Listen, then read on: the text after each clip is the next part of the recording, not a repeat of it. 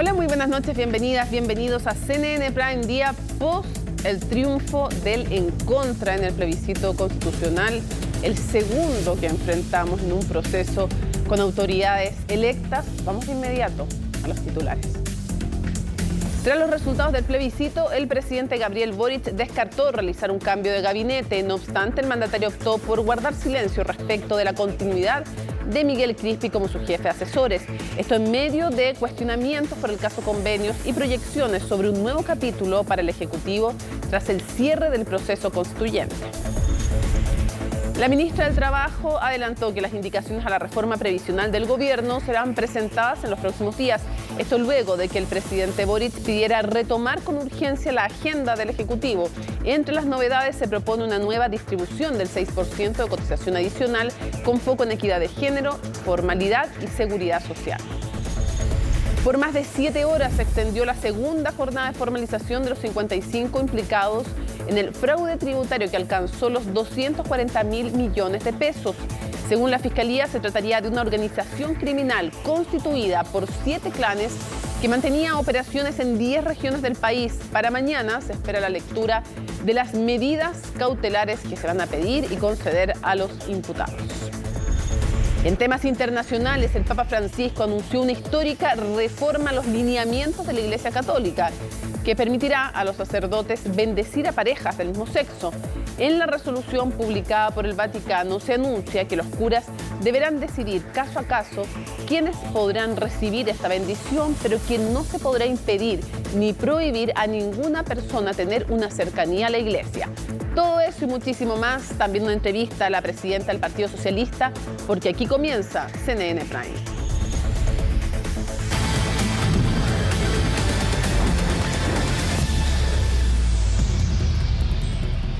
No comencemos contándoles que la Comisión de Hacienda de la Cámara Baja aprobó el reajuste del índice de costos de la salud para abril del 2024. ¿Qué significa esto? Francisca Cárdenas, ella nos va a contar. Francisca, ¿cómo está? Mira, navideña, Francisca, además, con el arbolito atrás. Sí.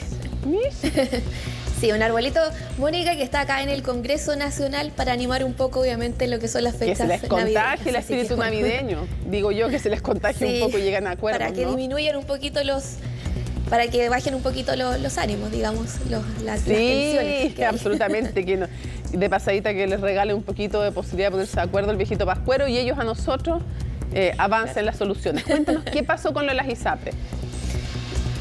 Sí, Mónica, bueno, fue una jornada de discusión en la Comisión de Hacienda donde finalmente obtener los votos para poder aprobar el ICSA, que es el artículo 99 de lo que es la Ley de Reajuste Salarial del Sector Público, uno de los artículos más, digamos, debatidos, polémicos, que además molestó al oficialismo, a los distintos parlamentarios, porque el gobierno no les consultó a los parlamentarios, al menos de la Comisión de Hacienda, antes de ingresar la Ley de Reajuste Salarial, que se iba a ingresar el ICSA, que es esta especie de IPC de los planes de salud que aumenta todos los años, reajusta el precio de los planes de salud. Finalmente se ingresa lo que es esta ley de reajuste salarial y se mezcla, digamos, con otros temas como educación, también el reajuste de trabajadores del sector público, los sueldos del Tribunal Constitucional, etcétera. Es ahí donde finalmente se hace hincapié y se critica por parte también de los parlamentarios al gobierno de que se separen los temas y se discuta aparte el ICSA. Finalmente, este lunes se comenzó a discutir en la Comisión de Hacienda, se lograron los votos, estuvo ahí presente el ministro de Hacienda, Mario Marcel, intentando bajar un poco las presiones por parte de los parlamentarios, también la ministra de Salud, Jimena Aguilera, que ha sido bastante criticada también por no haber informado finalmente que se iban a mezclar los temas y que se iban a presentar en esta ley de reajuste salarial, pero finalmente se termina aprobando porque el gobierno presentó un protocolo, y este protocolo lo que significa es que además se va a adelantar la discusión de la ley corta de ISAPRES y distintos elementos que finalmente hacen, digamos, un guiño también a los parlamentarios que se sintieron finalmente aislados de lo que fue el debate con respecto a este punto del ICSA. ¿Qué implica finalmente? Es que se apruebe en la Comisión de Hacienda, pasa a sala mañana, comienza muy temprano el reajuste salarial del sector público, incluyendo el ICSA, en medio de estos artículos y implica que finalmente se va a adelantar lo que es el reajuste de los precios de los planes de salud a marzo, como pretendía la moneda, para mitigar los efectos del segundo fallo de la Corte Suprema, el fallo GES. Recordemos que el primero fue el primer fallo de la Corte Suprema implica finalmente y obliga a las ISAPRES a devolver los cobros excesivos. El segundo fallo, que es el fallo GES, el que está relacionado al ICSA, finalmente lo que pide y obliga finalmente a las ISAPRES a bajar los precios, a disminuir los precios del servicio Prima GES para los distintos afiliados que finalmente están, asociados a estos servicios de Prima GES. Eso significa finalmente, por parte de la moneda, finalmente adelantar lo que es el ICSA, que se mitiguen los efectos de este segundo fallo de la Corte Suprema y que así las ISAPRES no caigan en insolvencia, no a quiebra, en insolvencia, que es muy distinto finalmente a que un ISAPRE pueda quebrar. Y eso intentó explicar hoy el superintendente de Salud, el ministro de Hacienda, intentando convencer a los parlamentarios de que finalmente, si no se aplicaba el ICSA, si no se adelantaba, las ISAPRES, y sobre todo 3, que obviamente no se quieren dar los nombres por parte de la superintendencia por un tema de mercado y de protocolo, podrían finalmente caer en insolvencia porque disminuye un 12% sus ingresos el finalmente disminuir los costos de la Prima GES. Escuchemos parte entonces de lo que dijo el superintendente de Salud, Víctor Torres. La primera empezaba en febrero y luego consecutivamente podían ir incumpliendo algunos indicadores de a una, mes a mes. Entonces ustedes comprenderán la dificultad que se aventura a decir estas cosas el regulador, ya, por el efecto que esto puede tener. Entonces estamos hablando obviamente de evaluaciones que uno hace prospectivamente y que son potenciales. Hemos tomado todas las medidas administrativas que puedan permitir evitar aquello. Ya no hay más. Y por lo tanto, como no hay más medidas administrativas, ¿ya?, se requiere entonces algunas modificaciones legales. Yo le explicaba antes que la disminución de los ingresos, producto de la aplicación del fallo GES, en promedio es un 12% menos. Estamos hablando del borde o alrededor de 40.000 millones, que dista bastante de los 8.000 millones que ha acumulado el sistema a octubre de este año. Claro, ¿qué significa que una ISAPRE, una aseguradora, caiga en insolvencia? Eso es importante también aclararlo porque no es lo mismo que la quiebra y es algo que nos explicaban también los distintos ministros tras la Comisión de Hacienda. Es que fallen uno de los 3 indicadores que mide la Superintendencia de Salud. Estos son patrimonio, liquidez y garantía. La garantía no está en riesgo cuando se aplica finalmente el fallo GES, que finalmente obliga a disminuir los costos de lo que es este servicio. Pero si se cae, por ejemplo, o se perjudica o está en riesgo uno de los otros 2 indicadores, que son patrimonio y liquidez, ahí finalmente las ISAPRES tienen que enviar un informe, para pedir un plan de acción a la Superintendencia de Salud. La Superintendencia lo devuelve con un plan de acciones. Si este plan de acción no funciona para la ISAPRE, ahí recién la ISAPRE cae a quiebra. Y eso es lo que se quiere evitar finalmente, mitigando estos efectos del segundo fallo de la Corte Suprema, que es el fallo GES, con esta aplicación de adelanto, del ICSA para obtener y para aumentar los precios de este servicio del fallo GES. Así que es parte entonces de lo que se ha discutido durante esta jornada. Vamos a ver cómo se va a dar el debate mañana en la Cámara de Diputadas y Diputados en sala, porque se va a discutir en general las más de 100 páginas del reajuste salarial del sector público, incluyendo este ICSA que fue aprobado, pero también con la molestia y las críticas de los parlamentarios, incluso del oficialismo, que decían que nunca se debió mezclar el ICSA, con lo que es la ley de reajuste salarial del sector público. Así que, por lo menos en el oficialismo, de todas maneras, no está todo dicho, no se dice que van a estar todos alineados para votar, porque incluso en el gobierno hay una sensación de que no hay que estar confiados, pese al trabajo legislativo que ha hecho ahí el ministro de Hacienda, Mario Marcel, para poder también conquistar algunos votos y poder tener los votos y el respaldo además del oficialismo, que ha sido bastante crítico también en cuanto a lo que es el ICSA, Mónica. Así que vamos a quedar muy atentos a cómo se va a dar esta discusión mañana y sobre todo también si es que se va a aprobar, en general el reajuste salarial del sector público. Perfecto, quedamos muy atentos entonces, Francisca, porque además las advertencias han sido claras. En febrero podría caer la primera ISAPRE si es que no se comienza a trabajar más aceleradamente en esto, ¿sí? Sí, te iba a decir que hay un punto también con respecto a la aplicación, porque el fallo GES, el segundo fallo de la Corte Suprema, se comenzó a aplicar ya hace un par de semanas, pero recién se perciben los efectos en enero. Y eso es finalmente lo que se está discutiendo y lo que intentó finalmente explicar la moneda a los distintos parlamentarios, que los efectos se mitigaran a través de este adelanto del ICSA. Perfecto. Seguimos súper atentos entonces a la discusión en el Congreso, ojalá con un poquito de pie en el acelerador, porque la verdad es que la situación es bien crítica. Muchísimas gracias. Buenas noches. Buenas noches.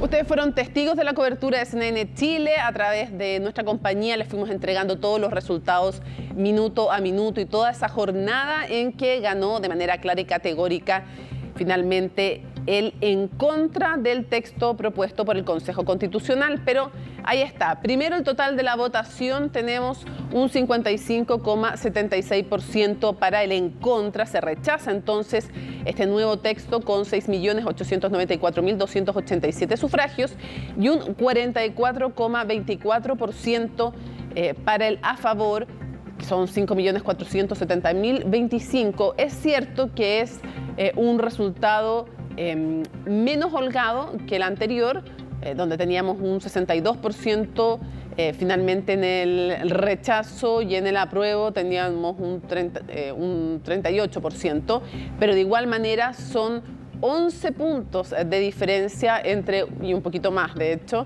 11,52 la diferencia entre las dos opciones, así que es claro y categórico también el pronunciamiento de la ciudadanía. Votos escrutados 12.364.312, nulos y blancos más bajo que la vez anterior.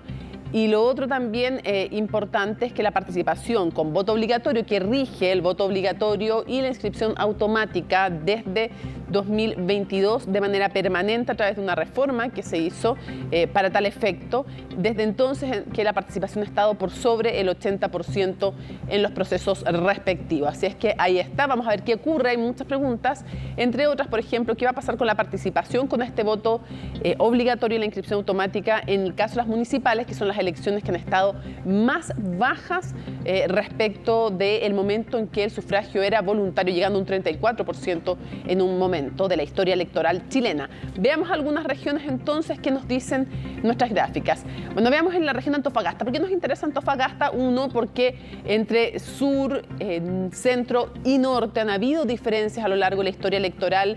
El tema de los inmigrantes, pero el tema también de los escándalos de los convenios y de Democracia Viva se centraba en Antofagasta. Uno pensaba que podía haber algún efecto ahí, pero la verdad es que el en contra ganó con un 59,18% y el a favor tuvo solo un 40,82%. Un punto súper importante aquí es que esto replica no la elección de segunda vuelta presidencial a nivel nacional, no es el mismo porcentaje, pero sí es el mismo porcentaje que hubo en la segunda vuelta presidencial en esta región, así que sí son calcados casi los resultados entre una y otra instancia. Así es que no se reacomodó ideológicamente desde esa perspectiva, sí lo había hecho con el rechazo en el periodo anterior, en el plebiscito anterior, donde es importante también destacar aquello.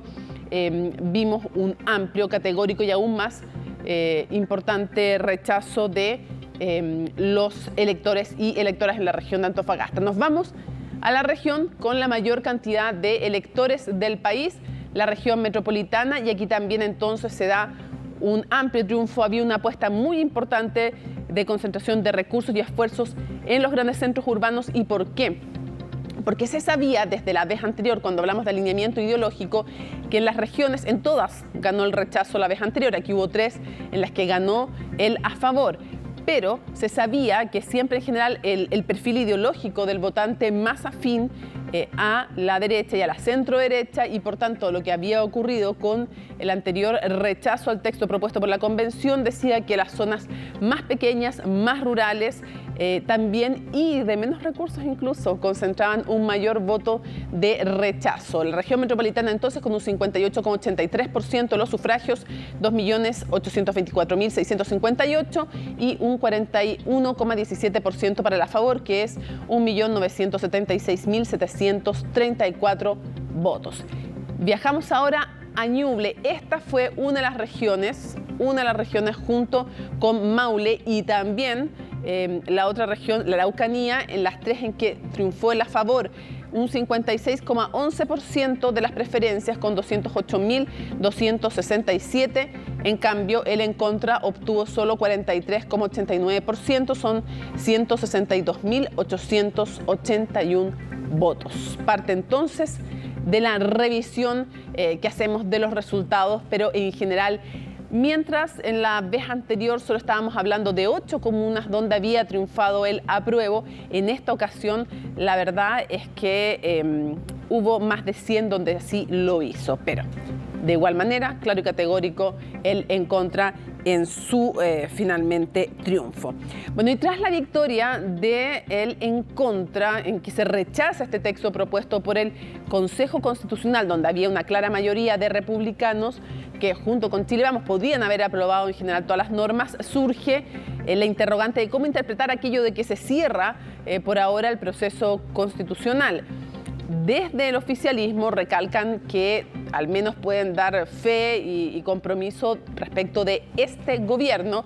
Sin embargo, en la oposición piden que aquel compromiso se extienda más en el tiempo. Y de todo esto nos cuenta Belén Saldías. Imaginar un nuevo esfuerzo constitucional está absolutamente cerrado. Durante nuestro mandato se cierra el proceso constitucional. Creo que este capítulo constituyente tiene que quedar cerrado por un plazo largo. Yo espero que la izquierda cumpla su palabra y no impulse nuevos procesos constitucionales. Es el punto en el que converge gran parte del mundo político, que no hay cabida para un nuevo proceso constitucional tras el rechazo de 2 propuestas en los últimos 2 años. Es una postura que al menos desde el oficialismo han venido tomando desde hace algún tiempo y que hoy confirmaron. En este periodo político el proceso de y siquiera imaginar un nuevo esfuerzo constitucional está absolutamente cerrado. Entre otras cosas porque requiere reforma constitucional y no están nuestros votos para eso, y porque además son 2 años consecutivos de elecciones muy intensas y muy demandantes. No es una novedad, se ha insistido en varias instancias de que el oficialismo no daría sus votos para un nuevo proceso, al menos no en lo que queda del gobierno del presidente Boric, y es que varios apuntan a que tras los resultados del domingo, el enfoque debe cambiar y debe ponerse como prioridad las necesidades de la ciudadanía. Nosotros no vamos a impulsar terceros procesos, no vamos a estar en esa condición, sino más bien trabajando en unidad como lo hemos hecho durante todo este tiempo para entregarle soluciones a la ciudadanía. No van a contar con nuestros votos para iniciar un tercer proceso constitucional. Yo creo que es importante dar esas certezas. Eso no quiere decir que se cierren las comisiones de constitución de la Cámara y del Senado. Obviamente hay que seguir legislando, ir avanzando, y es de esperar que si es que encontramos espacios de encuentro que justamente permitamos que la actual constitución que nos rige pueda ser un poco una casa más común, eso va a ser bienvenido, pero eso siempre y cuando sea con un acuerdo suficiente para poder avanzar en esa materia. En la oposición también apuntan a la necesidad de cerrar el ciclo constitucional, argumentando que la actual Carta Magna ha sido ratificada en 2 instancias diferentes, pero la diferencia está en el periodo que se debe posponer el proceso y en las dudas que el sector tiene respecto al cumplimiento de compromisos. Tenemos una constitución que ha sido capaz durante los últimos 30 años de regir de buena manera los destinos de Chile, pero para que tenga estabilidad, yo de verdad creo que no podemos aceptar este mal chiste del gobierno, de la izquierda, que dicen que esto lo cierran por los próximos 2 años.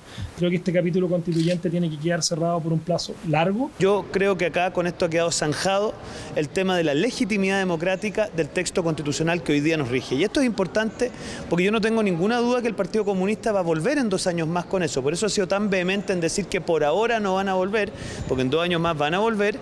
Yo espero que la izquierda cumpla su palabra y no impulse nuevos procesos constitucionales. Chile Vamos cuestiona la postura del oficialismo, donde si bien apuntan a cerrar el proceso, han reiterado que esto sería por el periodo que quede de gobierno, no descartando reintentar hacerlo tras este periodo, lo que no genera consensos. La prioridad ahora es encontrar formas de resolver las necesidades de las personas con el marco constitucional que tenemos. Y si hay otro proceso que se ha dicho que no va a haber o que puede ser después de 2 años, no lo sé, eso es bastante incierto. Pero creo que preocuparse de eso ahora no tiene espacio. Y es que al igual que el oficialismo, la oposición también asegura que las necesidades de la ciudadanía deben ponerse como prioridad para las próximas discusiones que se den. Eso sí, cada uno tiene sus condiciones para hacerlo, por lo que se requerirán de consensos y ajustes para lograr avanzar en las materias que se mantienen pendientes, como por ejemplo en la reforma previsional.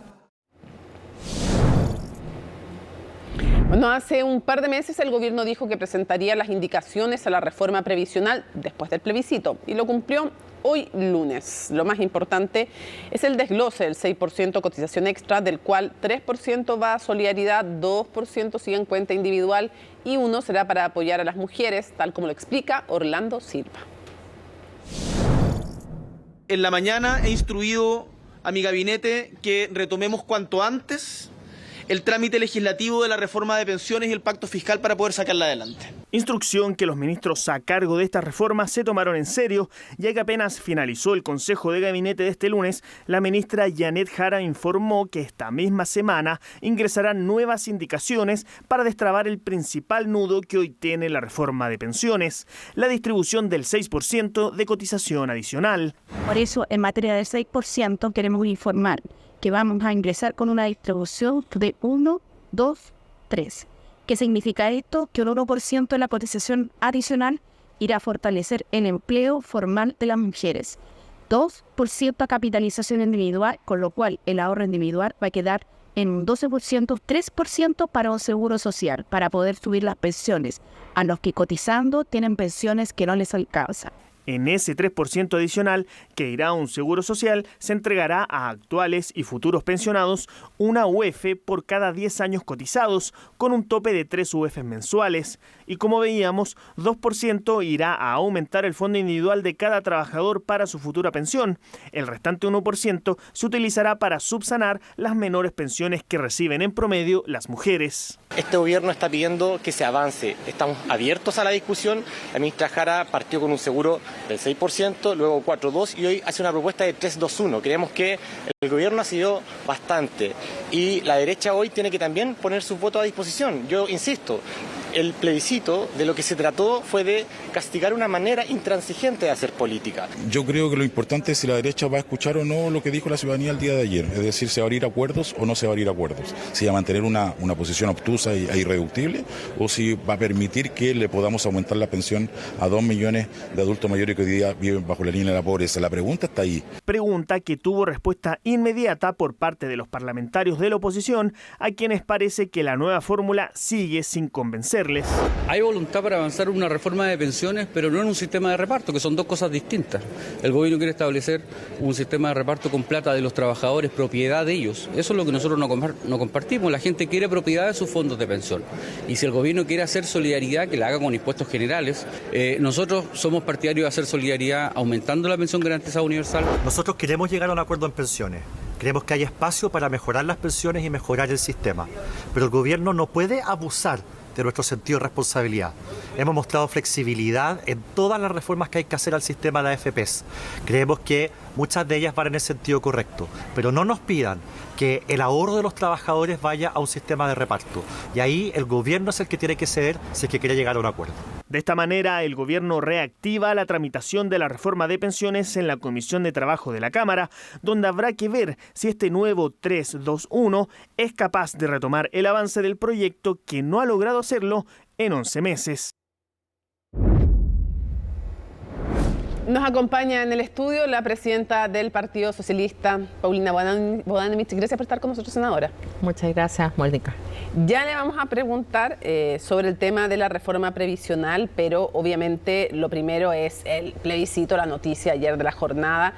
La pregunta es, muchos se preguntan todavía entre las explicaciones y todo eso, digo, tardará tiempo en aquello, pero hay algo que no he escuchado, una reflexión, y es un triunfo categórico. No hay duda alguna, cuando son 12 puntos de distancia entre dos opciones nadie lo cuestiona, pero mi pregunta es, ¿por qué cree usted que fue menos amplio que en el rechazo anterior?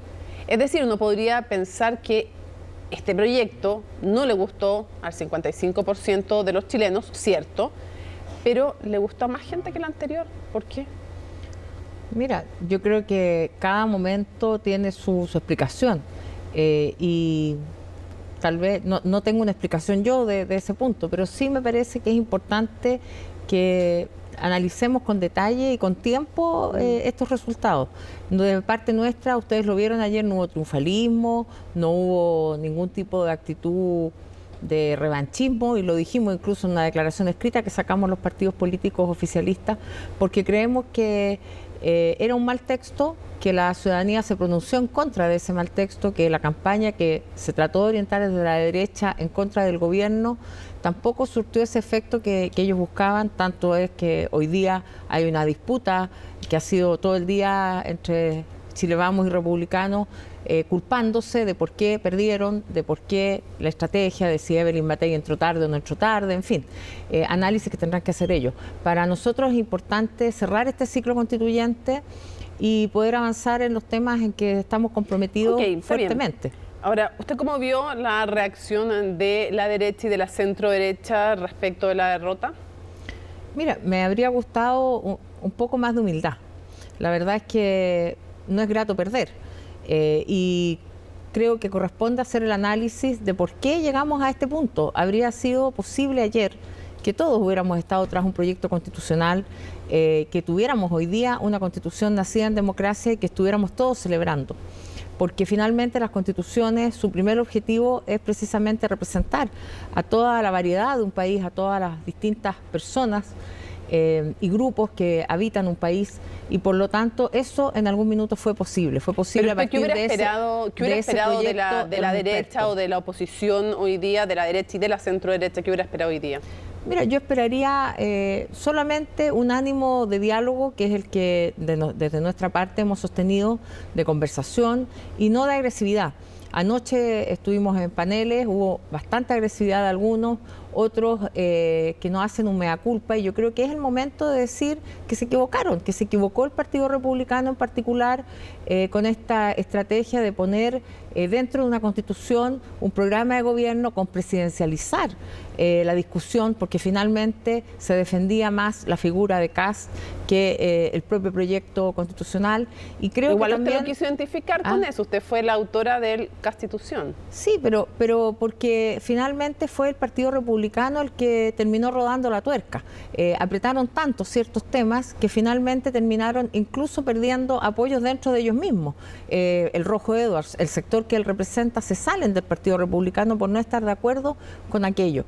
Por lo tanto, o sea, como que estiraron el elástico y se cortó. Claro, si cuando tú aprietas una tuerca, finalmente le aprietas tanto que se termina rodando. Y eso es lo que ocurrió en este caso, se pasaron de rosca. Entonces, creo que hace falta también cuando uno comete errores que inciden finalmente en el país, hacer ese mea culpa y reconocerlo. Nosotros después del proceso anterior, del 4 de septiembre, hicimos esa reflexión, hicimos ese mea culpa. Tanto es así que cuando elaboramos las condiciones para este segundo proceso constituyente, tomamos en cuenta todo lo que entendíamos que había fallado, que no había expertos. Pusimos esta comisión de expertos, que no había había estado la hoja en blanco, pusimos las 12 bases, las construimos. Ya, pero entonces, igual reconozcamos que en su sector no querían muchos no querían mucho a los expertos al comienzo. Sí. Después del 7 de mayo les empezaron a encantar los expertos. Pero construimos algo que, aunque a lo mejor no fue del gusto generalizado, se aprobó y se aprobó por unanimidad. En ese momento, desde la UDI hasta el Partido Comunista, fueron las 12 bases y el proceso, y después se aprobó en el Congreso también con esta reforma constitucional. Entonces, era posible construir este proyecto de unidad. ¿Cree que esto tiene efectos en las próximas municipales, que podría tener efectos políticos esta elección de plebiscito?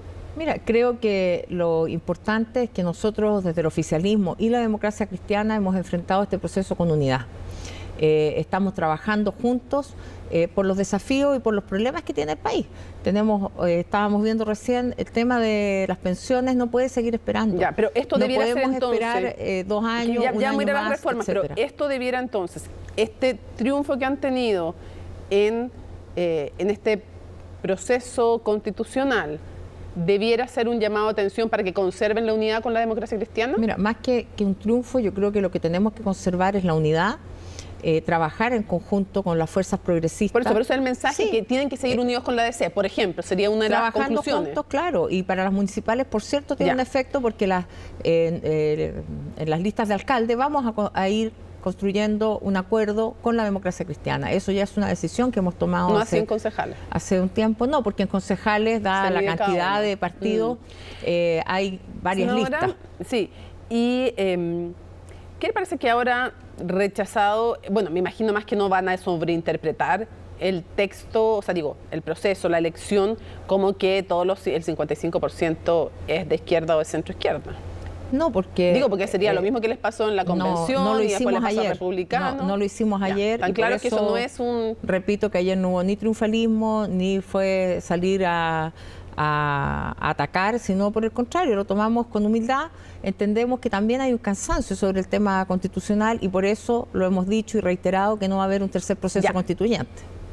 Ahí viene la pregunta de cajón. ¿Hasta cuándo? Hasta cuando se pueda. Si las cosas... nosotros, ¿hasta cuando se pueda volver a tratar o hasta cuando se pueda prolongar la veda? Mira, las constituciones, lo que pasa es que yo creo que cuesta entender un poco esto en abstracto. Las constituciones generalmente aparecen o se modifican por la vía regular de cambiar el texto, modificándolo, pero cuando tú cambias un texto constitucional, habitualmente es producto de algo que ocurre en un país, ¿cierto? De algo más bien como fue el estallido social en Chile, de lamentablemente, porque lo ideal sería que no fuera necesario eso para que se modificara. Y nosotros fuimos capaces de construir 2 procesos constituyentes, uno en medio de una gran crisis que fue la del año 2019 y salir institucionalmente con esta solución, que fue fallida, pero que fue una salida institucional a un gobierno que estaba en el suelo con un 6%. Si yo le pasara un papel y le dijera, viene la frase, yo, Paulina Bodanovich, me comprometo a no impulsar un proceso constituyente hasta, a lo menos, ¿qué año me podría poner? Es que eso sería promesa de hecho ajeno y eso tiene no, usted, a no impulsarlo yo. No, nosotros ya lo dijimos, no vamos a impulsar terceros procesos. El presidente lo acotó al gobierno, a este gobierno. ¿Hasta cuándo lo acota? No, es que mira, uno no puede comprometer cosas que no conoce, no hay una voluntad. Ya, o sea, el compromiso puede ser hasta el cierre de este gobierno. No, y puede ser más allá, Mónica, porque la verdad... Es que no está ese compromiso más allá. Pues. Pero es que, ¿cómo va? Tú no puedes comprometer cosas que no sabes. Por eso le digo, pues entonces el compromiso... No hay voluntad política de tomar un nuevo proceso constituyente. Sí, por eso, pero el compromiso hoy con día... los hechos que ocurren hoy día y cómo está la situación hoy día. El compromiso puede ser por ahora solo por este gobierno. No, y puede ser indefinido y puede ser hasta el 2030, como dijo Quintana, pero yo soy seria y no trato de ponerle fechas a cosas que desconozco. Digo, pues, lo que se puede, nosotros lo que como se puede Partido hacer Socialista no vamos a impulsar un proceso constituyente. Por ahora. Ahora. Bueno, pero no sabemos hasta cuándo. De lo que estamos claros o ciertos es que por lo menos por este gobierno. Eso dijo el presidente. Ahora nosotros... Ya, pero si usted me dice que tampoco puede comprometerse más allá por este eso, gobierno, o sea, usted coincide es que con no el presidente. Es serio, pues Mónica, ¿cómo vamos a estar haciendo compromisos para 10 años más? Pues yo le estoy preguntando, no le estoy discutiendo. Es que por eso te digo, las constituciones obedecen a momentos políticos. Ya, por este no gobierno es al revés. No es. Mira, la sociedad no se puede adecuar a la Constitución. Las constituciones, cuando ya quedan chicas, que fue lo que pasó con la Constitución del 80 y por eso todo lo que hemos vivido, se pone en discusión cambiar esta Constitución porque era un traje hecho a la medida y que quedó chico. Esa es la verdad. Sigue estando chico, parece. Bueno, entonces eso nosotros no podemos hoy día anticipar. Por eso yo digo, hasta cuando se pueda. ¿Por qué? Porque no hay una voluntad nuestra, ni del oficialismo, ni tampoco de la derecha, de iniciar, ni empezar a tratar otra vez el tema constituyente. ¿Se legitimó la Constitución que surge en el 80 y después es reformada? La Constitución, en su ilegitimidad de origen, que es la que se criticó mucho siempre, se legitimó el año 2005 cuando es cambiada por el Congreso, en la legitimidad de origen. Ahora, en cuanto al fondo, en cuanto a los contenidos, ahí se cambió la mitad de la Constitución, que era en términos de todo el tema del poder militar paralelo, sí, bueno, eso se cambió sustantivamente y quedó vigente en toda aquella parte que nosotros hemos reclamado en que no hay un Estado social y democrático de derecho. Esa es la parte de la ilegitimidad vigente. No hay un problema de legitimidad de origen, porque eso se subsanó. El problema que tenemos es de contenidos y por eso que yo creo que nos farreamos la posibilidad de tener esta constitución nueva que consagraba el principio dentro de las 12 bases del Estado social y democrático de derecho. Quiero preguntarle, dentro de las polémicas de la jornada, una de ellas ha sido respecto de amarillos y demócratas. Para Alberto Undurraga, el presidente de la Democracia Cristiana, son partidos que él ubica en la derecha. ¿Usted dónde los ubica? Bueno, a partir de lo que ha dicho Matías Walker hace 2 días, que cito entre comillas, que a partir de las mentiras de este proceso constituyente él no puede trabajar nunca más con la izquierda y lo dice a nombre de demócratas. Por tanto, si no está en la izquierda, entiendo que estará en la derecha. y no está en el centro? No, porque si ellos hubieran sido consistentes en cuanto a sus votaciones, no habrían estado en esta posición ambivalente que estuvieron. Por lo tanto, creo que ese centro que quisieron interpretar no lo hicieron de la manera... Lo ubica en la derecha. Sí. Yo quiero preguntarle también, ¿qué le parece que, rechazado este texto, el expresidente Sebastián Piñera y la expresidenta Bachelet sí puedan, tal vez hay que explicárselo a la gente, pero en este texto se decía que solamente podían ser 2 veces presidente de la República una persona en Chile, entonces quedan imposibilitados de una tercera postulación? Ahora no. Esto puede tener efectos para la dificultad de surgimientos de nuevos liderazgos, porque honestamente en 2 entrevistas aquí en CNN Chile, una con Matilde Burgos, otra con Paula Escobar, la expresidenta Bachelet no dice yo no voy a ser candidata por ningún motivo, que es algo que legítimamente alguien podría decir, no quiero volver a ser candidato nunca más, no lo voy a hacer, lo podría afirmar, pero lo que dice es espero no estar en la disyuntiva, creo que no voy a estar, eso no es lo mismo que decir no quiero ser. Entonces yo le pregunto qué efectos tiene el que no esté esa puerta cerrada, ni desde la voluntad del que habla, ni desde lo institucional para el surgimiento de nuevos liderazgos. A mí en general no me gustan las barreras que se ponen. Por ejemplo, cuando tú limitas los periodos, finalmente si tenemos un sistema paralelo de primaria, no debiera existir ese límite. Yo creo que si hay un alcalde que lleva 2, 3, 4 periodos y la gente sigue votando por él, no veo yo por qué, si es que tenemos un sistema de primaria donde se pueda competir. El problema es cuando tú no tienes primaria y el alcalde se sigue reproduciendo en los periodos, pero hoy día que tenemos un sistema de primarias, por ejemplo, a mí personalmente no me gusta este sistema de bloquear los periodos. Así que, pero eso es una opinión mía. ¿O sea, usted le gustaría tener de nuevo de candidata a la expresidenta? No, no digo eso. Digo que la democracia tiene que funcionar. Si la presidenta Bachelet llegara a ser candidata, no veo cuál sería el problema. ¿En serio no veo cuál sería el problema? Digo, más allá del nombre de ella para la renovación de los liderazgos. Bueno, pero eso quiere decir que nuestro sistema político no ha sido capaz de renovar los liderazgos. ¿Y eso no es un problema? Pero ese no es un problema de poner un impedimento en la norma, es un problema del sistema. Yo no digo de poner o no poner un impedimento, le pregunto... Tú me preguntaste por el impedimento de la norma. No, le digo que ya no existe. No se lo pregunté, le dije que ya no existe. Entonces, mi pregunta es, ¿qué nos está diciendo también del sistema político chileno? El que haya 2 figuras que todavía siguen rondando ya para una tercera vez. O sea, Bachelet, Piñera, Bachelet, Piñera. Bueno, eso tiene que ver, porque es lo mismo que dicen que hay que cambiar el sistema político, porque esta multiplicidad de personas o de partidos que tenemos en la Cámara de Diputados hay que limitarlos porque no llegamos a acuerdo, porque hay muchos partidos políticos. Eso no es cierto. Claro, cuesta más poner de acuerdo a 20 partidos que a 5, pero no llegamos a acuerdo no porque haya muchos partidos, no llegamos a acuerdo porque pensamos distinto y porque hay una imposibilidad de diálogo y de construcción conjunta, que es muy distinto a que tú tengas 2 partidos por acá y 2 partidos por allá, como era en el binominal. Hoy día tenemos una representación distinta de partidos políticos, pero si tú cambias solamente el modelo o el sistema electoral, no vas a mejorar eso. ¿Y con qué lo mejoras? Con cambios de conductas y con otras normas, en conjunto, con un sistema distinto, pero no basta con poner esta norma del 5%. Yo estoy totalmente de acuerdo en que lo hagamos, pero no basta, no es suficiente. Entonces, ya que me pregunta eso antes de ir a las reformas, porque se nos va a acabar el tiempo, quiero preguntarle, ¿usted sería partidaria de un gran acuerdo nacional para reformar el sistema político? Sí, bueno, eso es precisamente lo que estamos viendo, lo hemos conversado hoy día entre los partidos políticos, pero para mí no basta con este tema solo del 5%. No, sí, pero mi pregunta es, ¿hay agua en la piscina, cree usted, en la piscina del conjunto de las colectividades, tanto del oficialismo como de la oposición? ¿Usted cree que hay posibilidad? No lo he conversado con la oposición. Bueno, anoche en un programa estuvimos conversando y vi que por lo menos hay ánimo de conversar. Yo creo que eso nos hace mucha falta, Mónica, poder sentarnos a la mesa sin decir de esto no voy a hablar, esta es mi línea, porque lo hicimos así en varias ocasiones, también para poder construir este sistema de tener este nuevo proceso constituyente.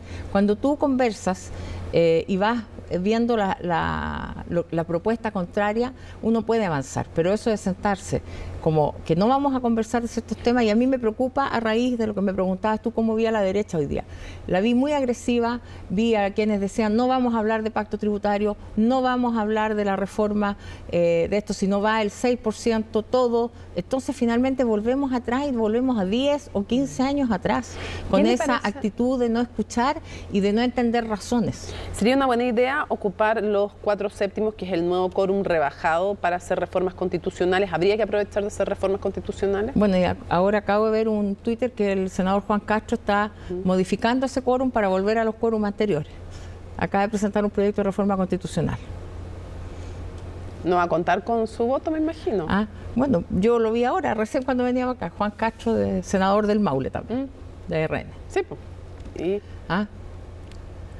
Pero no va a contar con su voto, me imagino, No, ni el de o sea, nadie por del eso te oficialismo. digo, pero imagínate lo que es empezar hoy día a discutir nuevamente de la Constitución cuando hemos dicho que no queremos seguir discutiendo la Constitución. Entonces, por eso yo te decía también delante que es difícil poner plazos. ¿Qué le pareció que una de las primeras medidas que anuncia la oposición hoy día es la acusación constitucional contra el ministro Montes? Bueno, también tiene que ver con este ánimo que finalmente tú no sabes si hay realmente ánimo de construir para nuestro país o no, de avanzar en las cosas que comprometemos, porque pareciera ser mucho más importante, y eso me preocupa a partir de las lecturas que hizo hoy día de la prensa, de Marcela Cubillo, incluso de Javier Macaya, con una dureza como que van a entrar en una actitud muy dura con el gobierno, pero finalmente eso no es con el gobierno, es con la ciudadanía que no ve cómo mejora su vida. Si nosotros no somos capaces de alcanzar acuerdos en el tema de las pensiones, eso 321 que se planteó hoy día en el gobierno es una propuesta interesante, ha cambiado de la propuesta original. Sin embargo, ¿qué recibimos a cambio? No, todo el 6% debe ir a capitalización individual. Si tú haces eso, no logras cambiar ni mejorar el monto de las pensiones hoy día. O sea, usted me dice que si no hay un cambio en la postura, por ejemplo, en pensiones de la oposición, ¿usted ve que va a ser imposible llegar a acuerdo? Eso es que no tenemos los quórum. Entonces, ¿cómo? Sí, pero me refiero a que no, ustedes no se van a mover a que todo el 6% vaya a capitalización individual. Es que, Mónica, mira, en ese caso yo lo que llamaría es que seriamente hagan una tabla Excel y hagan el cálculo. Si tú pones todo en capitalización individual, no vas a cambiar las cosas, no vas a cambiar las pensiones de hoy. A nosotros nos interesa que hoy día y bien podamos impuestos, que se hiciera bien impuestos generales para las pensiones de hoy día. ¿No claro, están dispuestos a ponerse de acuerdo por ahí con la oposición? Sería bueno eso, pero evidentemente no existe la cantidad de recursos disponibles para aquello. Y por eso cuando hemos hablado del pacto tributario, también se nos dice, no, por ningún motivo el pacto tributario. Honestamente, entonces, ¿usted ve? El pacto tributario no es solo subir impuestos también. Yo creo que tiene que haber, ojalá leyeran lo que se ha hecho por parte del gobierno, porque ¿Usted cree que no lo lee la oposición? No sé, pero que lo lean con más detalle, porque cuando dicen que solo hablan de subir impuestos, y la verdad es que tiene medidas para el cumplimiento tributario, que es bastante importante, sobre todo después de los escándalos que hemos visto de este tema de 51 personas que evadieron y falsificaron documentación tributaria en el fraude más grande que se ha visto. Bueno, después de eso, evidentemente que hay que poner el énfasis allí. Honestamente, ¿cree que hay alguna opción de aprobar las reformas del gobierno? Es que no son reformas del gobierno, Mónica, bueno, son reformas para las personas. Las que impulsa el gobierno. Entonces, y aquí el gobierno las presenta porque son reformas que tienen o irrogan gasto fiscal, pero son reformas también de los legisladores, son reformas que todos nosotros que representamos personas queremos sacar adelante. Entiendo eso. Si mi pregunta es, ¿usted cree que hay posibilidad política, hay ambiente que vaya a permitir honestamente ser optimista respecto de que se aprueben estas reformas? Bueno, yo creo que tenemos que crear las condiciones para eso, abrir el diálogo, no solo entre los partidos políticos. Aquí la fórmula de conversar solo los partidos creo que no es suficiente. Se hizo al principio del gobierno con las 40 horas y con otros proyectos que se habló con la CPC, se habló con las pymes. Creo que la fórmula es integrarnos todos en un diálogo mucho más transversal, más amplio, con los gremios, con la NEF, con la CUT. ¿Cómo queda? En fin, ampliar el abanico. Leí delante en lo que sea ahí a Ricardo Mehue, que es de la CPC, que también decía que había que dialogar. Entonces, tomemos ese diálogo, pongamos los problemas y busquemos acaba el tiempo. Soluciones. Un par de cosas. ¿Cómo queda el ambiente político con la oposición si se presenta y se concreta la acusación en contra del ministro Montes? Bueno, vamos a esperar aquello. Yo esperaría que primara la cordura. Ya, entendiendo desde su perspectiva la cordura como que se rechace o no se presente. No, y que usted esperaría de verdad los problemas, porque pero finalmente si esto se vuelve ataque de un ministro después de otro ministro y no terminamos nunca, ¿cómo la ciudadanía nos va a creer? Si ayer también el voto fue un voto de castigo, fue un voto porque la gente está aburrida de las peleas, está aburrida de las discusiones, que no ven ellos soluciones. Entonces, ¿cómo nos van a creer? Sí, lo que si pasa es decimos que terminó el proceso constituyente y que vamos a solucionar los problemas, pero en vez de solucionar los problemas estamos con acusaciones constitucionales. ¿Usted esperaría que no hubiera ningún voto de la democracia cristiana a favor de esa acusación constitucional y menos ningún voto del oficialismo? Bueno, sería lo normal. En el oficialismo, pero en la ADC.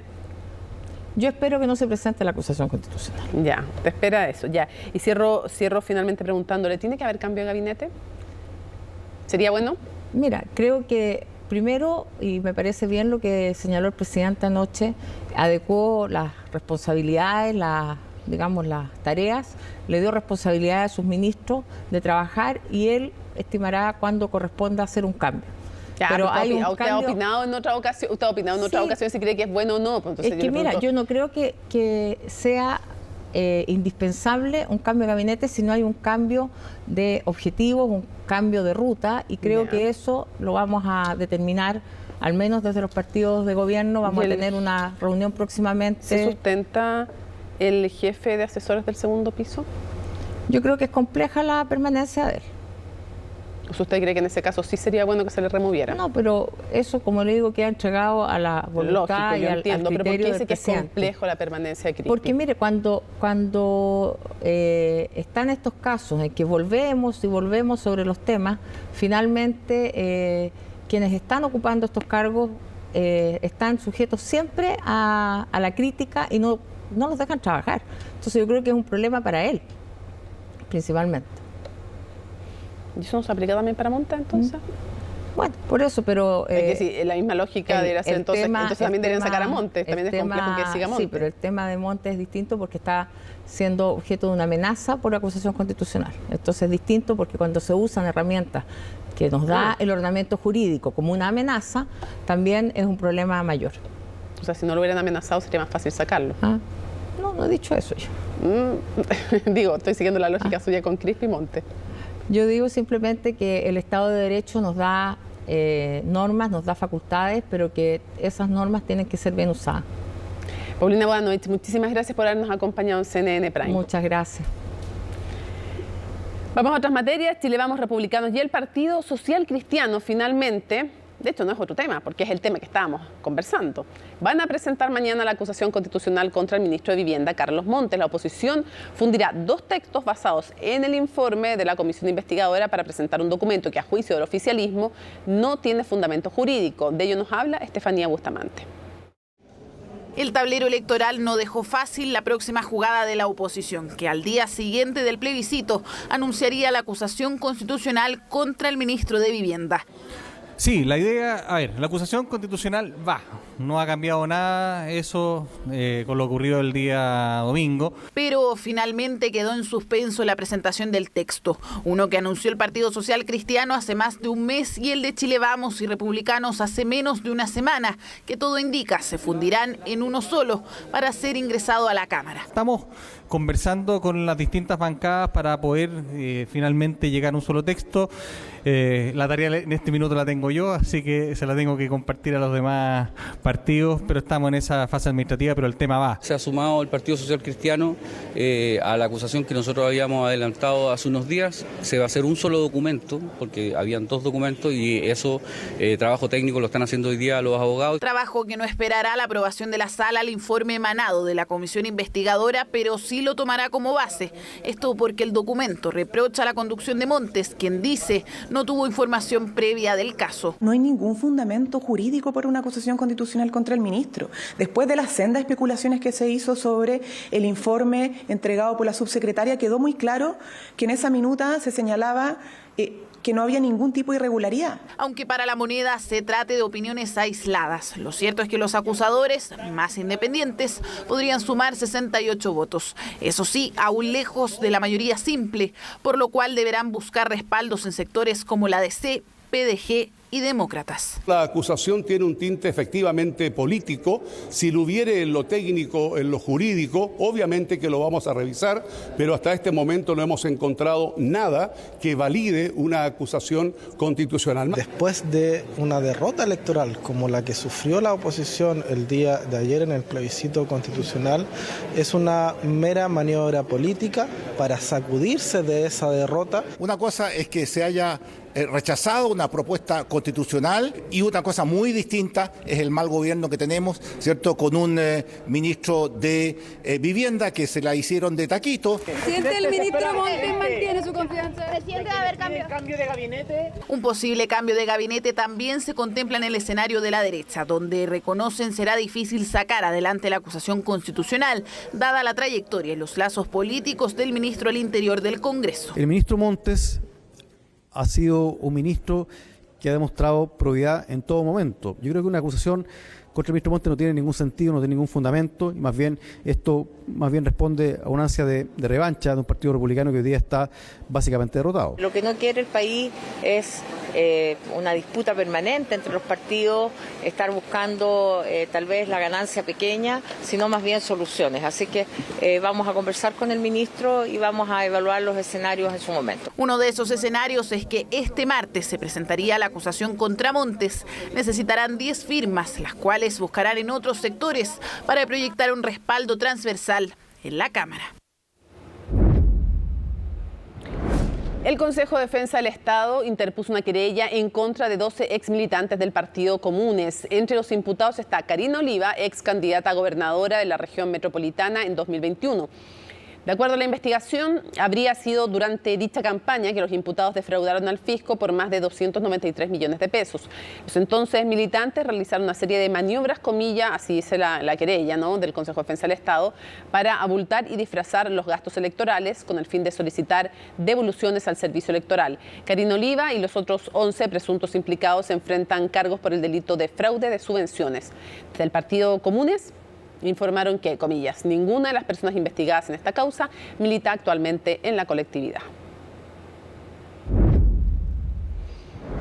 Y continúa la audiencia de formalización de los 55 integrantes de la organización criminal que defraudó al fisco por 240.000 millones de pesos. 28 de ellos están detenidos desde el viernes pasado. En paralelo, esta jornada la PDI confirmó que se han recuperado un patrimonio de 27.000 millones de pesos. Colomba Eijols nos cuenta. La comunidad espera, y así nos lo han dicho en estas palabras, que vayamos no solo por los peces pequeños, por peligrosos que sean en el entorno de la comunidad, sino que también vayamos por los peces grandes, nos dicen. Contra los peces grandes que habrían defraudado al fisco por 240.000 millones de pesos. Las autoridades informaron que fueron allanados 83 domicilios y se habría recuperado un patrimonio de 27.000 millones de pesos. Se han incautado alrededor de 30 millones de pesos en efectivo, $15.000. 22 vehículos, otros 343 que están con prohibición de enajenar, teléfonos celulares, inmuebles que están con medidas cautelares, cuentas bancarias congeladas. A esta organización se le acusa de delitos de asociación ilícita, fraude aduanero, delitos tributarios y lavado de activos. La red criminal que comenzó sus operaciones en 2015 estaba compuesta por 7 clanes que ejecutaban estos delitos en 10 regiones del país. Los actores de los hechos habrían creado varias empresas con el fin de emitir facturas falsas y aumentar así su crédito fiscal para pagar menos impuestos. Reditúan de esto de usar al Estado para obtener devoluciones de impuestos, IVA exportador, o a través del aumento de la carga para efectos de disminución de pago de impuestos y en su efecto obtener devoluciones de impuestos, impuestos de primera categoría. A partir de esas facturas o exportaciones falsas se producían dos hechos. Alguien que tenía una empresa legal rebajaba su pago de IVA, o a través de una exportación falsa la Tesorería General de la República le devolvía dinero del Estado a las empresas. Se presume que los imputados podrían ser juzgados a través de la nueva ley de delitos económicos que se hizo efectiva en agosto de este año, pero depende de lo que el Ministerio Público tome en consideración, ya que los delitos se cometieron antes de que se promulgara la ley. Se ha hablado a propósito de la ley de delitos económicos. La verdad es que hay que ver la fecha de la comisión de estos delitos. ¿Por qué? Porque la ley entró a regir el 17 de agosto pasado para las personas naturales y para las empresas entra a regir el 1 de septiembre del próximo año. Esta conducta efectivamente podría calificar como un delito económico bajo la nueva normativa vigente en la actualidad, y eso básicamente implica que las sanciones pueden ser mucho más estrictas, en particular desde el punto de vista de aplicación de pena privativa de libertad o restrictiva de libertad, que pueden llegar a ser penas efectivas. En la audiencia de formalización, la Fiscalía busca la prisión preventiva para 26 de los 28 detenidos, ya que habría peligro de fuga. La audiencia continuará en una próxima jornada donde se conocerán las medidas cautelares de los 55 investigados. Dorothy Pérez asumió hoy como Contralora General de la República subrogante. El primer día de su gestión estuvo marcada por el inicio de una reestructuración del organismo. La abogada eliminó 6 jefaturas, creó una división especial anticorrupción destinada a fiscalizar municipalidades y gobiernos regionales. De acuerdo a una resolución, las medidas se justificarían debido a una supuesta sobredimensión en estructura y composición de algunas unidades. No obstante, estos ajustes serían de carácter transitorio hasta que el Senado apruebe a la nueva autoridad de Contraloría que deberá promover y proponer finalmente el gobierno, y dentro de las versiones que hay al interior de la Contraloría es que hay harta tensión por despidos, por reducciones, por cambios de puestos. Así que vamos a ver cómo evoluciona aquello.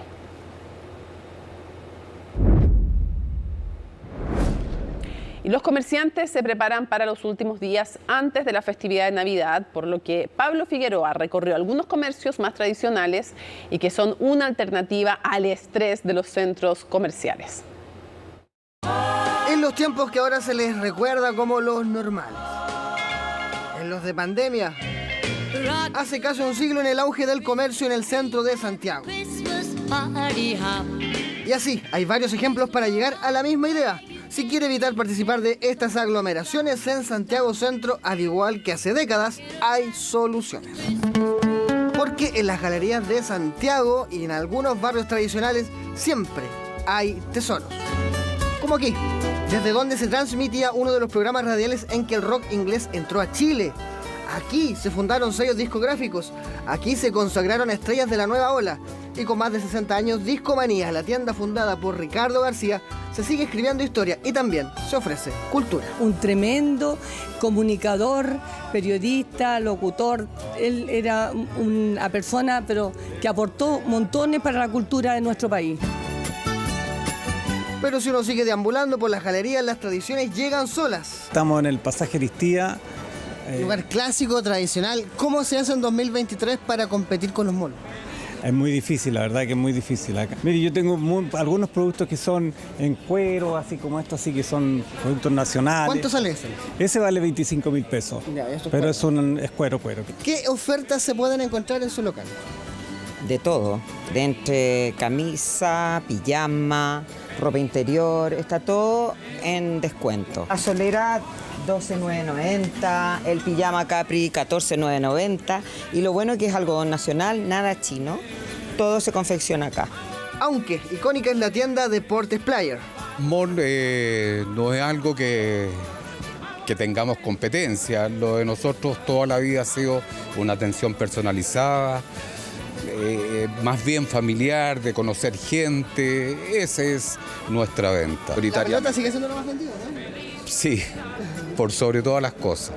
La realidad es dura y la competencia está cuesta arriba contra los grandes centros comerciales. ¿Y por qué venir a galerías tradicionales cuando está al lado de un mall?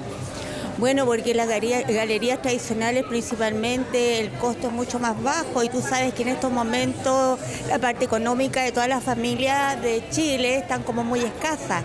Entonces por esa razón vengo acá a mirar, aprovecho a entretenerme y bueno, y posteriormente me voy a mi casa. ¿Lo recomiendo? Recomiendo de todas maneras. Pero lo que es fácil de asegurar es la calidad de los productos, como ocurre en el trabajo en calzado y cuero en el barrio Victoria. Casa familiar del 1983 y aquí tenemos los mocasines, por ejemplo, los mocasines de hombre. Que es lo que... ¿Cuántos salen? Estos salen 39.900, ¿ya? Pero como le explicaba, todo 100% cuero, las costuras son a mano. Aquí los pueden hacer a pedido en el color que ustedes quieran. Ese sale 89.900. Sí. Después bajamos, por ejemplo, el cañita más baja, te sale 79.900. Tenemos el pequeño taller que hace algunas cosas aquí atrás en Victoria. Eso le da marca la diferencia a un mall. Sí, no, como te dije, es todo hecho a mano. Es todo hecho a mano, no nada de máquina. Ahí tenemos un poquito de lo que estamos haciendo mocasín. ¿Cómo lo hacen para competir con los malls, con las grandes tiendas, para subsistir? Mire, buenos precios, buena calidad, buena atención y un poquito de descuento para la clientela. ¿Cuál es lo que más se vende o lo que más tu producto estrella por esta fecha? Harto la billetera, el cinturón, pecheras para los asados. Esta zapatilla Gazelle. ¿A cuánto está esa? Esta está a 40.000, en la tienda tiene un valor de 69.990. Tenemos esta chalita 35.000, que en la tienda tiene el mismo valor. Así, estas chalitas también, que es... 50, 40%. Sí, por lo menos la mitad de precio. Tenemos una gran diferencia de valor con el mercado, entonces eso nos hace poder acceder a un calzado de muy buena calidad a un buen valor. Así que los invito a venir. Tienen waffles, tienen heladería, tienen peluquería, tienen un muy buen producto que pueden venir a verlo aquí a Victoria. Así que los invito a que vengan, tenemos todo medio pago. Va a ser un buen panorama venir aquí al barrio Victoria. Son alternativas que no apelan a la lástima, sino que más bien son el premio para clientes que en vez de seguir a la masa, deciden levantar la cabeza y, ¿por qué no?, caminar.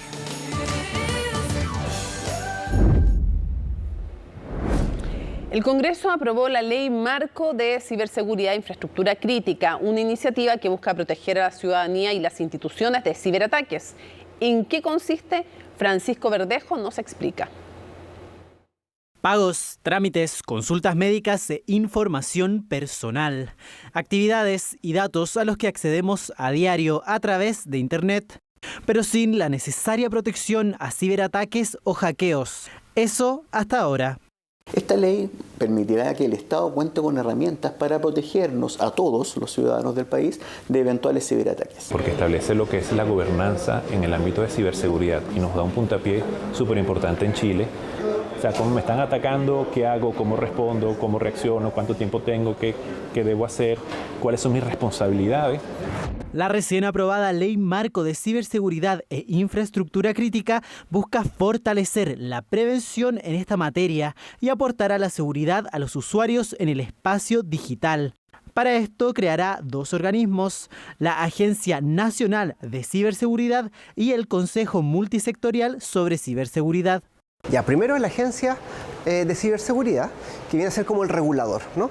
Es la agencia encargada de fijar los estándares, ¿no es cierto?, coordinar con Presidencia cuáles van a ser los diferentes reglamentos, ¿no? Y se crea una segunda institución que es el CECIR, se crea un CECIR nacional, que lo que hace entre diferentes facultades, ¿no es cierto?, es llevar un registro de los ataques y ver cómo puede coordinar con las instituciones más importantes, las instituciones de importancia vital. En el último año, Chile bajó 10 puestos en índices de ciberseguridad, quedando en el número 56 a nivel mundial. A septiembre de este año, el gobierno informó de 1.990 ataques informáticos en instituciones públicas. Es innegable que esta dimensión del crimen ha experimentado un aumento exponencial, afectando a diversas instituciones, desde las Fuerzas Armadas hasta entidades estatales como Ministerio, Servicio de Impuestos Internos, Aduana. No nos damos cuenta de que gran parte de nuestra vida depende de sistemas informáticos, ¿no? El Estado es el gran recolector de datos, ¿no?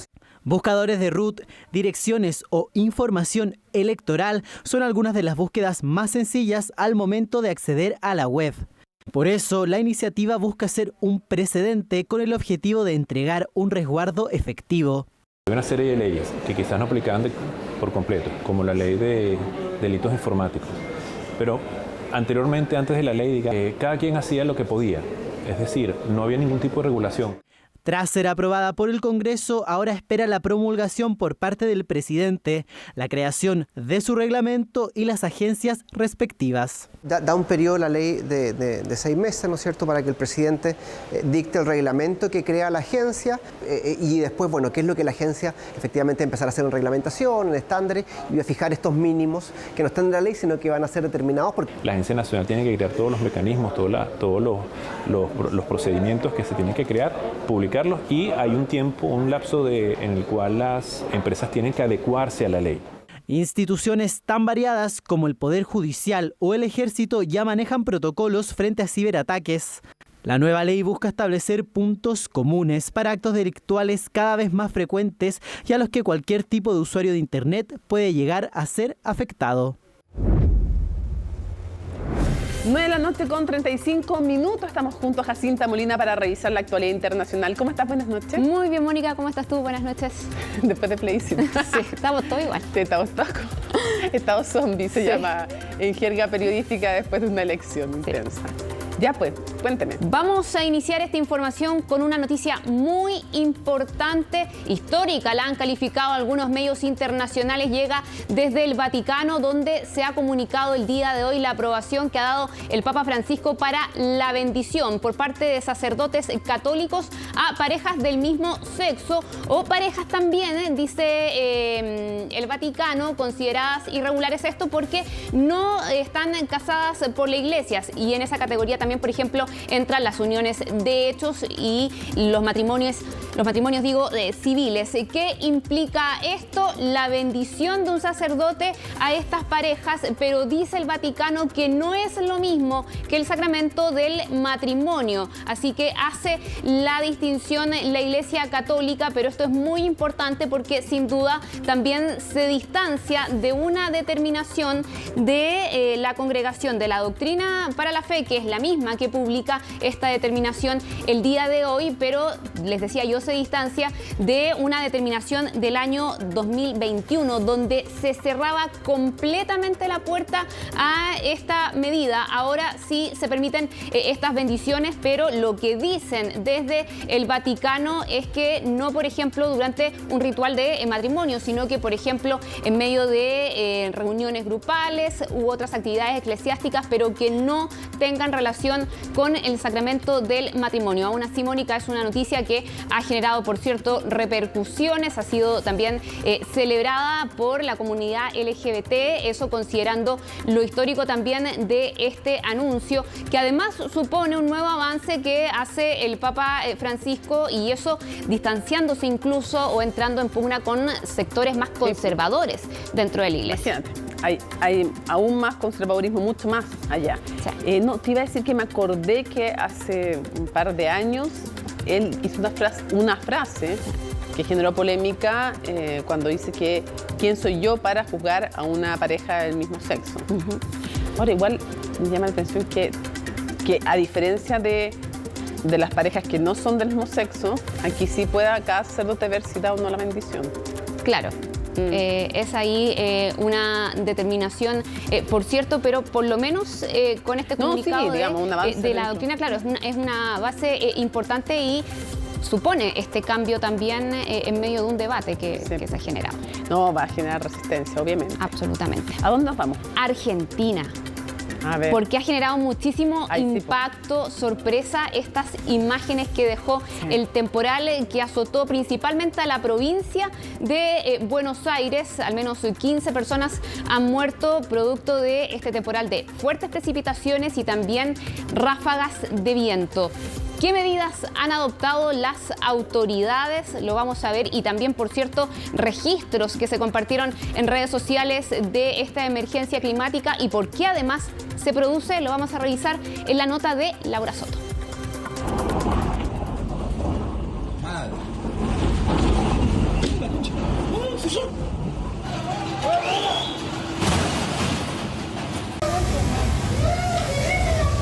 Basta con ver parte de los registros que usuarios han dejado en redes sociales para darse cuenta de la magnitud de la tormenta que este fin de semana afectó a la provincia de Buenos Aires, en Argentina.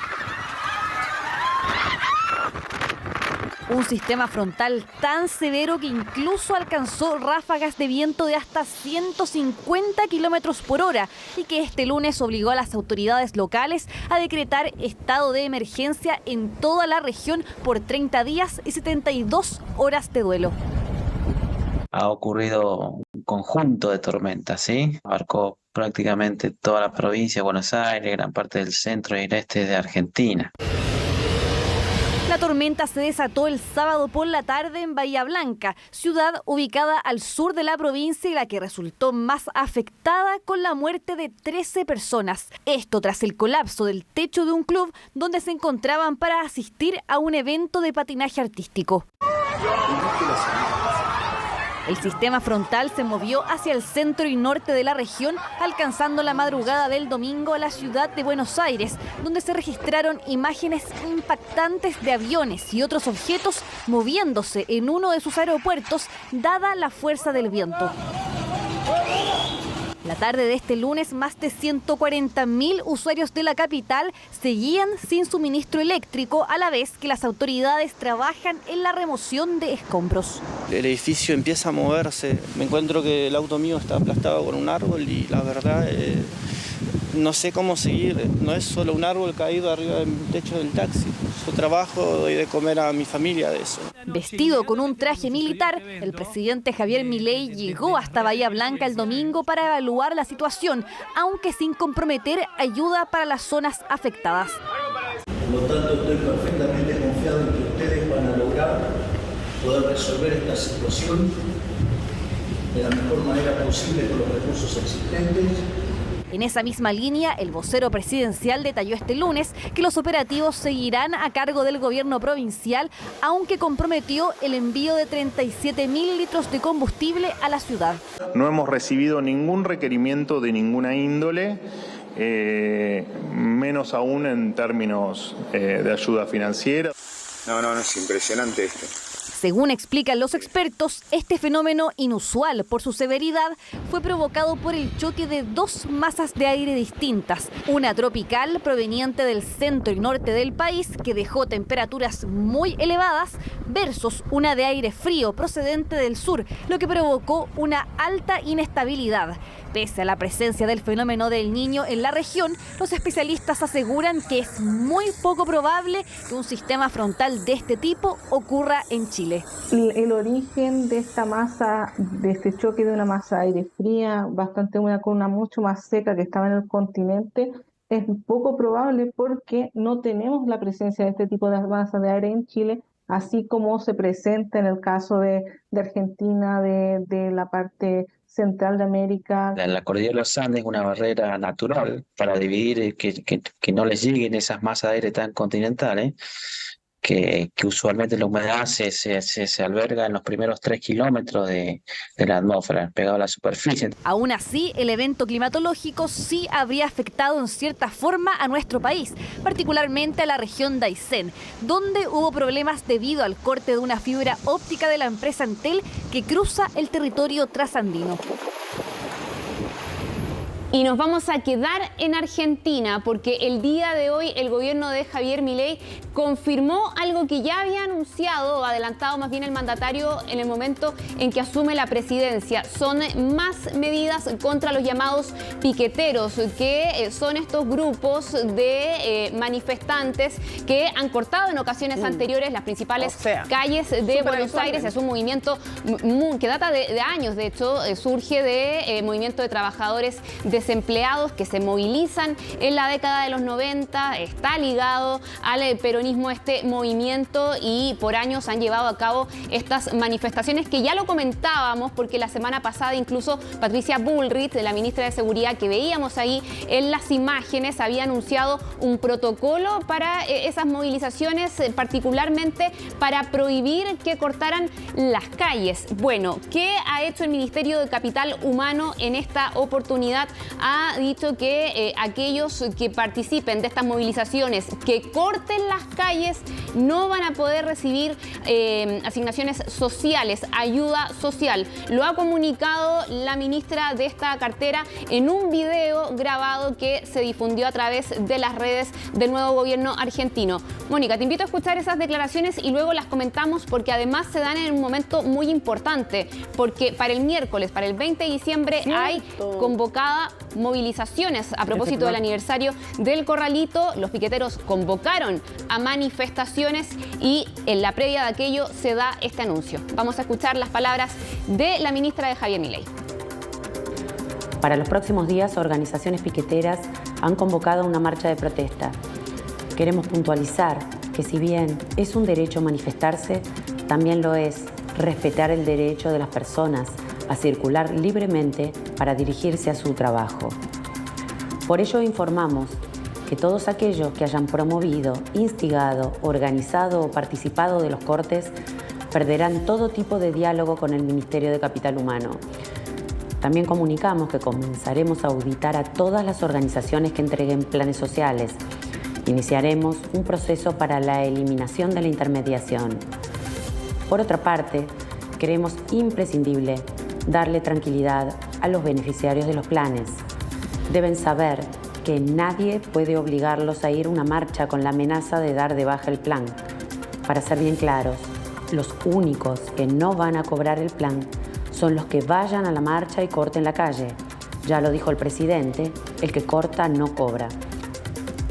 El que corta no cobra, lo dijo Milei en su discurso de Asunción, adelantando este anuncio que el día de hoy se confirma y que eleva la tensión en Argentina, porque ya lo mencionábamos en la previa de esta movilización, que además los piqueteros han reafirmado luego de estos anuncios se va a llevar a cabo el miércoles. Además, hay sectores que desde antes incluso han cuestionado la legalidad de aquello. Vamos a ver. En su momento, cuando entrevistamos a Patricia Bullrich, en exclusiva para CNN Chile, en la segunda vuelta, ella dijo que incluso era partidaria de crear figuras penales nuevas para sancionar estas conductas. Y tal vez, digo yo, pienso, eso puede tener que ver con que tú necesitas un respaldo legal para poder después negar esos beneficios sociales. Pero en fin, vamos a ver lo concreto, sube la tensión como tú bien mencionas. Exactamente, eso es lo que está ocurriendo, así que vamos a ver sobre todo qué ocurre el día miércoles. Vamos a terminar nuestro reporte internacional con información de último minuto. Llega desde Islandia, donde hace días les habíamos comentado de la actividad sísmica que se estaba registrando en una zona particular de esta isla de territorio sísmico, por cierto, pero donde finalmente se ha concretado el temor de las autoridades, también de los expertos, y que había generado este movimiento sísmico por varios días. Es la erupción de un volcán. Ya este macizo ha entrado en erupción durante esta jornada, pasada a las 10 de la noche, hora local, esto en el sureste de Islandia, en Grindavik, que está muy cerca todo esto de la capital, a unos 40 kilómetros, y está el temor de la eventual afectación que esto pueda tener sobre zonas urbanas donde hay población. Hay que recordar que en medio de este enjambre sísmico que dejó, por ejemplo, esas grietas en las calles que llamaron muchísimo la atención, las autoridades habían ordenado la evacuación de miles de personas. Eso se mantuvo durante estos días, pero lo cierto es que principalmente en las últimas jornadas no habían actualizaciones sobre la actividad sísmica de este macizo, sobre lo que estaba aconteciendo, y eso hizo pensar que quizás la situación se había calmado. Por lo tanto, hay medios internacionales que hablan que esto podría eventualmente haber tomado por sorpresa a los habitantes y también a las autoridades, así que es una situación que vamos a estar monitoreando también, porque estas imágenes ya confirman que este volcán, por el cual había muchísima preocupación, ha entrado. Termina CNN Prime, viene CNN Tiempo y luego, como cada lunes, aquí se debate, en este caso el último del proceso constituyente, la evaluación de quiénes son los derrotados, los triunfadores, el futuro, cómo se proyecta el futuro político, en fin. Tenemos un estupendo panel, junto a Fernando Paulsen los vamos a acompañar en este especial de Aquí se debate electoral. Así es que en unos momentos más nos reencontramos. Lunes 18 de diciembre. Así estuvo en nuestro país y el mundo. Somos CNN Chile. Buenas noches.